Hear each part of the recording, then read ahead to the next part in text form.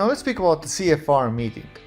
The duration for this meeting is 30 minutes and the occurrence is bi-monthly, every other week, like 2 times per month. And the purpose is employee performance. Remember, we talked about hire fast, fire faster. So this is where you kind of, look at the things the employee is doing and validate this week twice per month. And so let me speak about the structure of this meeting.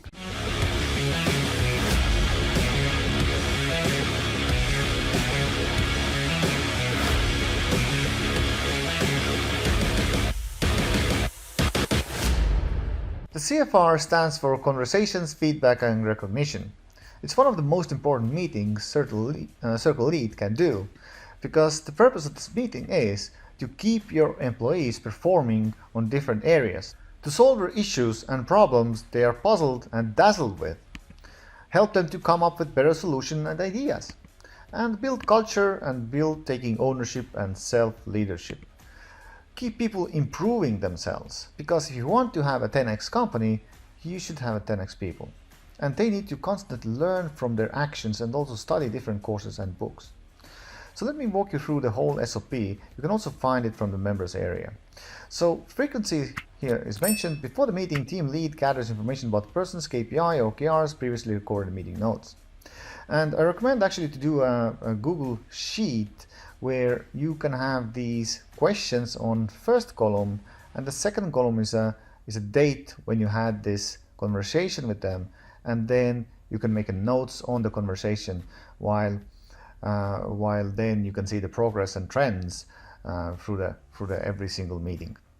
So first is checking question: how are you feeling? What went well? What didn't went well? What challenges you have been experiencing lately?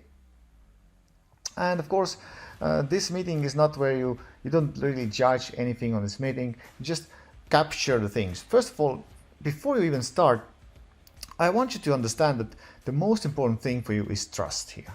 The person has to trust you in order to give you information.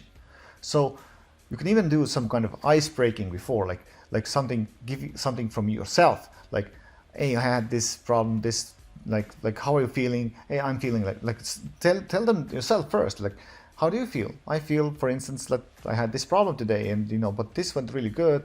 Open up yourself first, establish trust, and then you can really dive into the things and really understand the person. Because if the person doesn't trust you, if you smack them during that meeting, they will never give you information, and then will start manipulating with you on getting that information to you.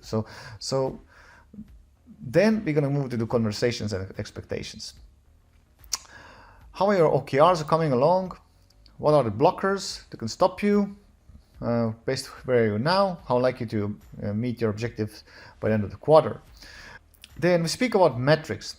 How are you progressing your metrics KPIs? You can open your screen, show them their metrics, and of course they need to be progressing on the KPIs, otherwise like numbers are the measures of their performance.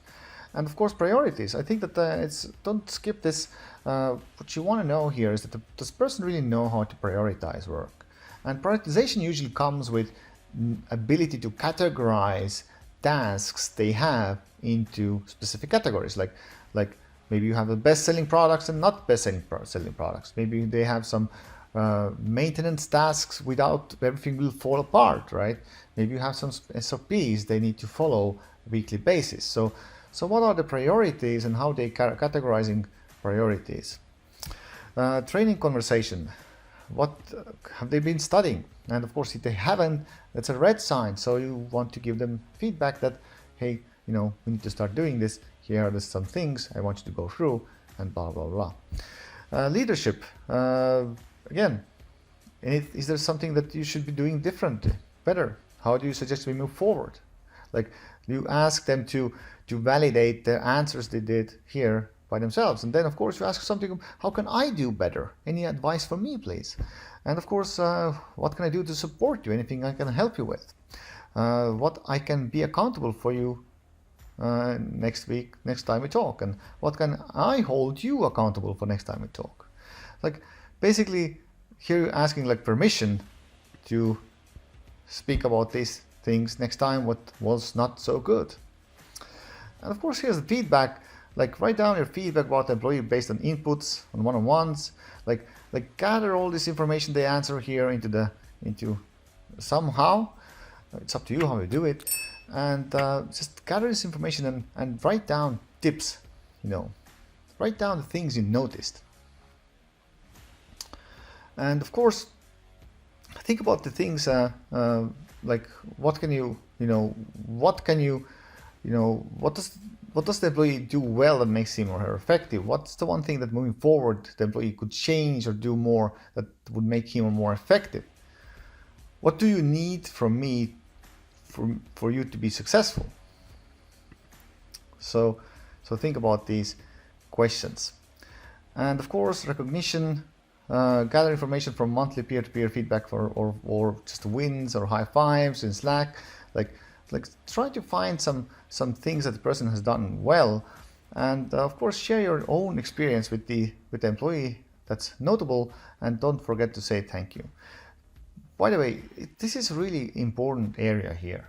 So if you have a VA, then your VA should definitely constantly gather information about recognition, and so you can recognize people, because if you are the person who only brings the bad news like why are you doing like this, or what's the problem with that, then people will start hating you. They don't want to talk to you anymore, right?